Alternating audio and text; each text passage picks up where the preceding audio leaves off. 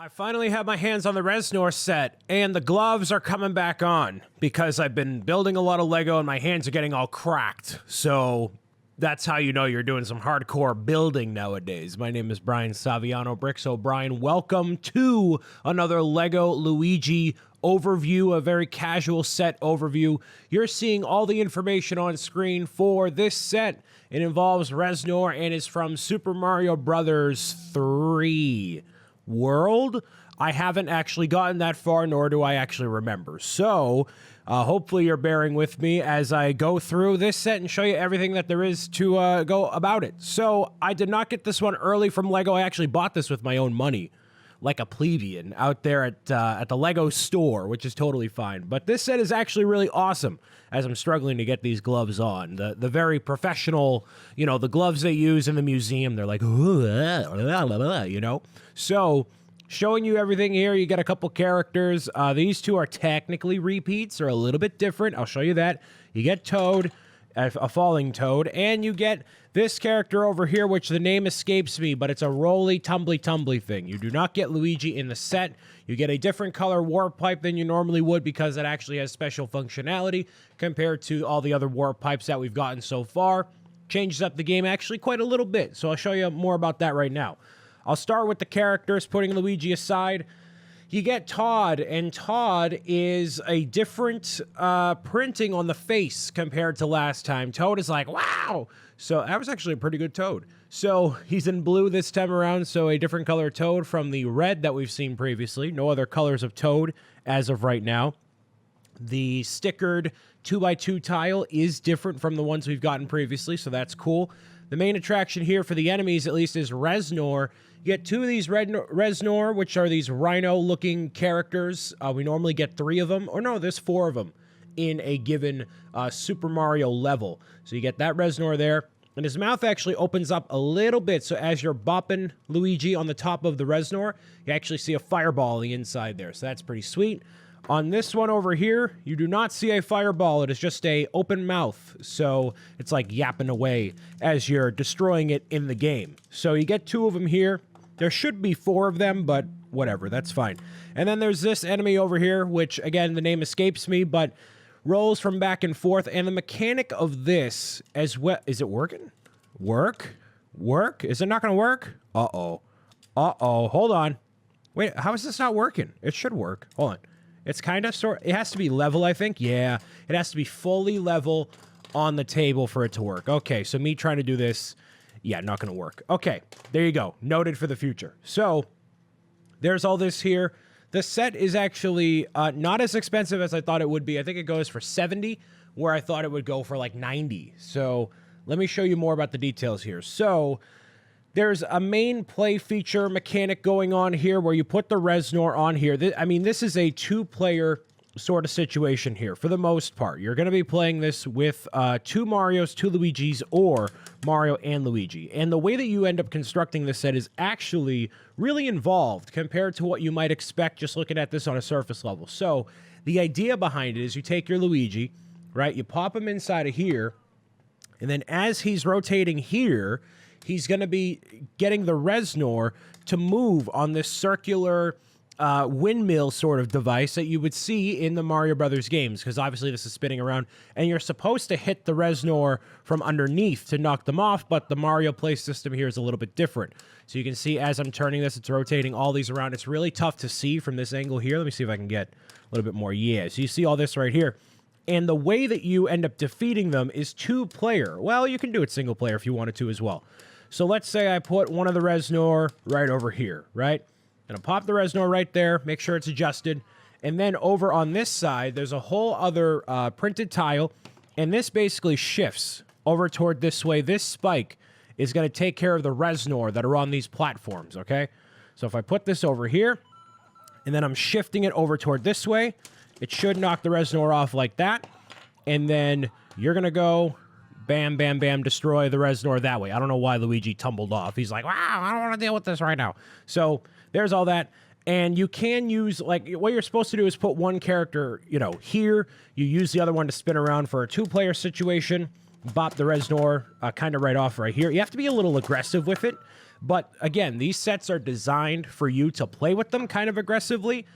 This is actually on hinges right here. So they kind of knew, like, yeah, this might kind of break off. So we're going to make it easier for people to break this off so it doesn't break the set. I understand that. So there's all that there. Destroy the Reznor.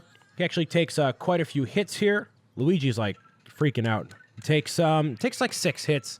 And the sound that a Reznor makes, let me see if I can play this in the actual microphone here. Give me a second here. Let's see. Luigi, #1. It's like a Godzilla sounding like Reznor destruction noise. So whatever. That's pretty cool. And then once you go to the top of the tower here, there's the interactive tile for Toad. And then Luigi's like, "Are you okay?" And then that's about it. So there's that. Now, the other play feature involving this windmill device here is this coin block over here. So normally, you know, the power block. Why can't I think? I haven't had enough coffee today. The question mark block. What you're supposed to do is pop this over here, and then it has to be 2 players for a situation here. Do I have a Mario on hand? No, I don't. We're gonna use like He2 is player 2, because I don't have the Mario on hand because I'm a dummy. So basically what you do is you're supposed to take whatever, second Mario or Luigi or whatever, you bump this up here, and then the interactive tile for the question mark block appears. And you can scan it just like normal.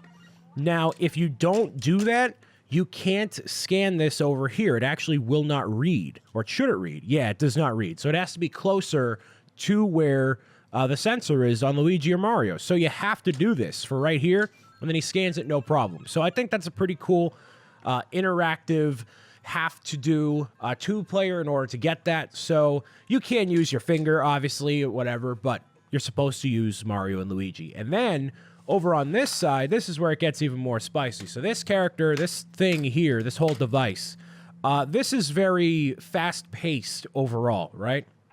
So you take Luigi, you take your fictitious Mario, it's like He2 here.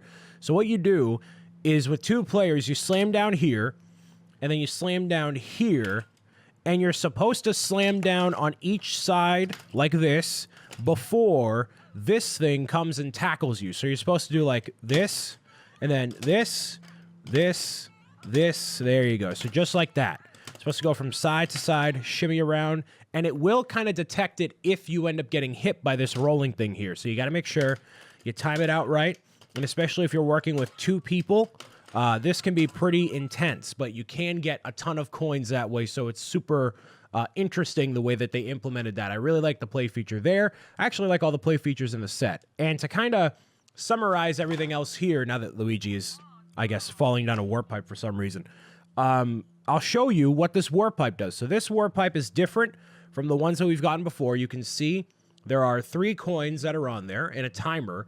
And then on the inside, there is a different tile. So this is entirely different from what we've seen, like I've said 3 times already. And with this, you have to get a certain amount of coins in as quickly as you can. So you go inside of here. Let's say we have, okay, I'm going to grab this from the starter course over here. I'm going to have it on standby just because. I'm going to put the Reznor over here. I'm going to try to do this with 1 player, all right? So it's going to be a little bit tough, but you know, I'm always up for a good challenge, you know what I mean? So let's see into here, start this, and then it shows you you have to get a certain amount of coins in a given amount of time. So we rotate onto here. I'm going to change so the Reznor is over there. You basically have not an unlimited amount of time, but a good amount of time. So you got to get rid of them. There we go. And then as you do events, it's actually going to get rid of coins on your total. So it starts to go down more and more and more. So if I bring this and I continue to rotate it over toward this way, and like you get coins for everything, like rotating over there. Toad's dead. Whoops. All right, so there's Reznor. I'm going to do this over here. Yep, there we go. And now I'm going to try to like hop onto here, save Toad a little bit. There you go. Okay, what else can I do? I can go over here, do this. So let's do this a little bit. 1, and then 2. Yep, come on. There we go. And I'm gaining coins for this, and it's going down. I need 10 coins in order to complete this, and then I'm done.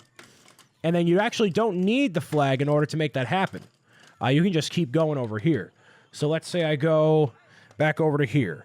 I'm going to rotate all this around. Go, go, go, go, go. I'm going to use my finger for this one because I'm only doing single player. There we go. Get some coins that way. I'm going to jump around a little bit. Like this, maybe. Some coins. Back over here. I'm taking a long time with this, man. Need 1 coin left. And there we go. So now you see this on here, just as if I completed a level normally. And now that took me 89 seconds. So I've gotten like 56 before. So you can get coins pretty quickly in this one, especially if you have 2 players. I believe it'll count your cumulative score between you and your friend. So you don't have to get all the coins yourself necessarily. So that's good. But yeah, that's the Reznor Knockdown set.